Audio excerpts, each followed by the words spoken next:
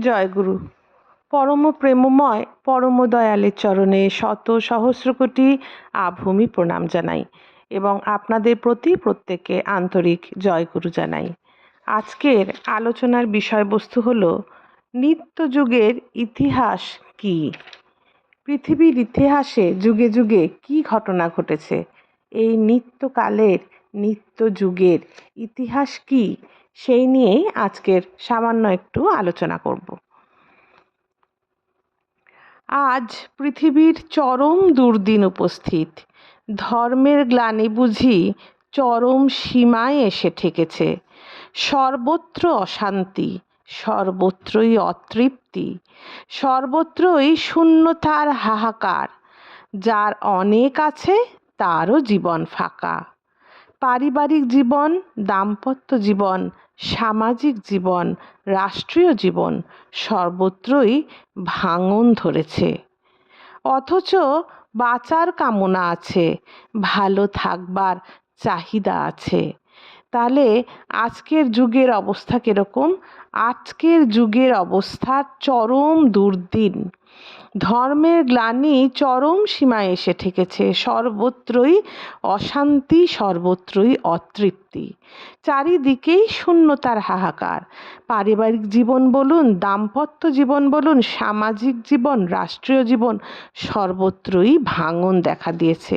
অথচ আমাদের বাঁচার কামনা কিন্তু কমেনি। আমাদের প্রত্যেকের ভেতরেই বেঁচে থাকা এবং বেড়ে ওঠার কামনা রয়েছেই, ভালো থাকবার চাহিদা আছেই। কিন্তু কিভাবে যে সেই বেঁচে থাকা বা ভালো থাকাটা সম্ভব হয় তা মানুষ আবিষ্কার করতে পারছে না। তা সাধারণ মানুষ বুঝতে পারছে না কিভাবে আমরা বেঁচে থাকব এবং ভালো থাকব। নানান রকম ধারণার বশীভূত হয়ে সে অক্লান্তভাবে নানা বিষয়ের পানে ছুটে চলেছে। আর সেই ছোটাই একদিন এনে দিয়েছে তার ক্লান্তি। অবসাদে সে ঝিমিয়ে পড়েছে। এইভাবেই প্রতিনিয়ত প্রবৃত্তির তাড়নায় অনিষ্ট বস্তুর পিছনে মানুষ দৌড়াদৌড়ি করে বেড়াচ্ছে। তাহলে প্রতিনিয়তই মানুষ কি করছে? প্রবৃত্তির তাড়নায় অনিষ্ট বস্তুর পেছনে দৌড়াদৌড়ি করছে। তেজ, বীর্য, সাহস এইভাবে সে সবই হারাচ্ছে। এই হচ্ছে বর্তমান যুগের প্রকট রূপ।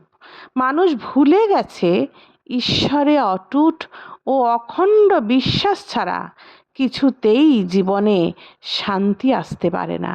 মানুষ এত কিছু করছে, কিন্তু একটি অতি সাধারণ, অতি প্রাধান্য যাকে দিতে হয় জীবনের, সেই মূল কথাটিকেই মানুষ ভুলে গেছে। ভুলে গেছে কি না? মানুষ ভুলে গেছে ঈশ্বরে অটুট ও অখণ্ড বিশ্বাস ছাড়া কিছুতেই জীবনে শান্তি আসতে পারে না। শান্তি আসার একটাই পথ, ঈশ্বরে অটুট ও অখণ্ড বিশ্বাস।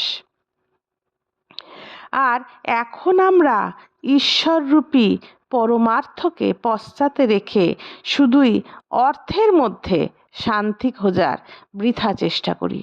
এখন আমরা কি করি?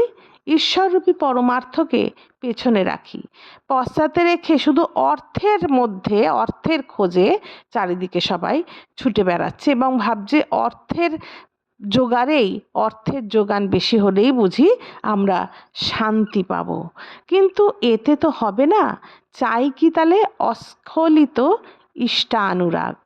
প্রশ্ন উঠতে পারে, এই অনির্বচনীয়, অচিন্তনীয়, অব্যক্ত, নিরাকার ঈশ্বরে মনস্থির করা কিভাবে সম্ভব?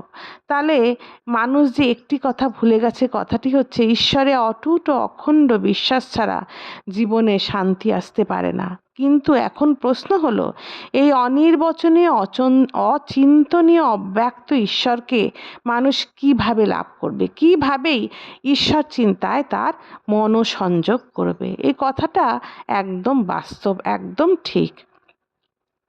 তার জন্য আমাদের শাস্ত্রে ঈশ্বরের বিভিন্ন গুণবাচক ভাবমূর্তি বহু দেবতার কল্পনা করা হয়েছে।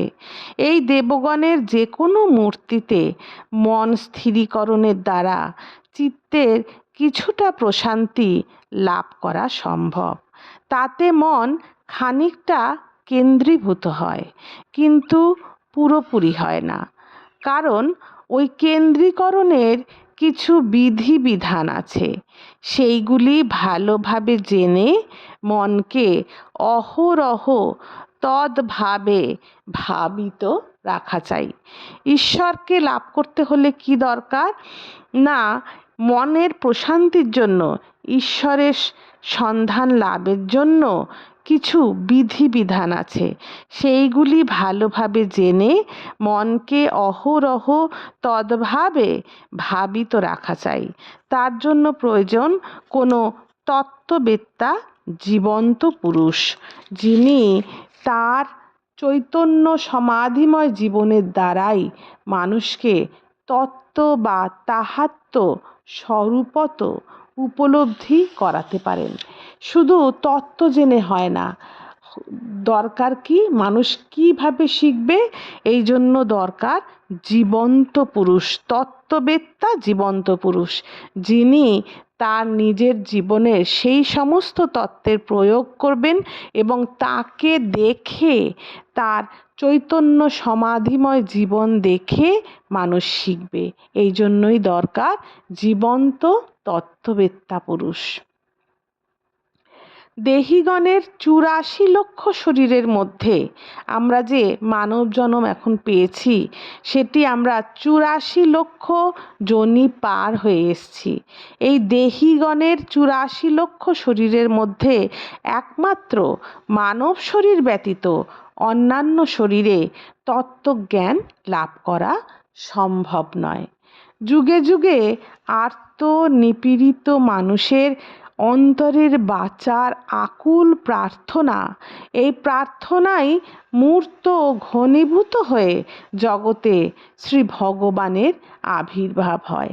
ভগবানের আবির্ভাব হয় কেন? না, যুগে যুগে আর্ত নিপীড়িত মানুষ বাঁচতে চায়।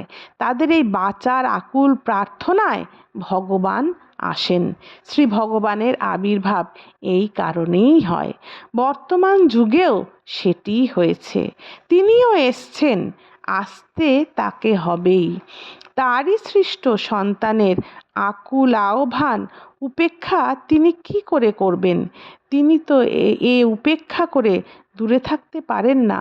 লক্ষ লক্ষ মানুষের হৃদয়ের ব্যথা মোচন করতে নবরূপ ধারণ করে যে তিনি নেমে আসেন আমাদের মধ্যেই, আমাদের এই মাটির ঘরে। তার দিব্য জীবন লীলায় সমস্ত অন্ধকার দূর হয়ে যায়, মানুষের মনের কালিমা ঘুচে যায়। এই তো তার নিত্য যুগের ইতিহাস। আজও তার ব্যতিক্রম হয়নি, হতে পারেও না। হলে সমস্ত শাস্ত্র ব্যর্থ হয়ে যায়, ঋষি বাক্য নিষ্ফল হয়ে যায়, তার শ্রীমুখ উচ্চারিত আশ্বাস বাণীও মিথ্যে হয়ে যায়। কিন্তু তা তো হয় না। আজ এতখানি থাক। জয় গুরু। বন্দে পুরুষোত্তমম।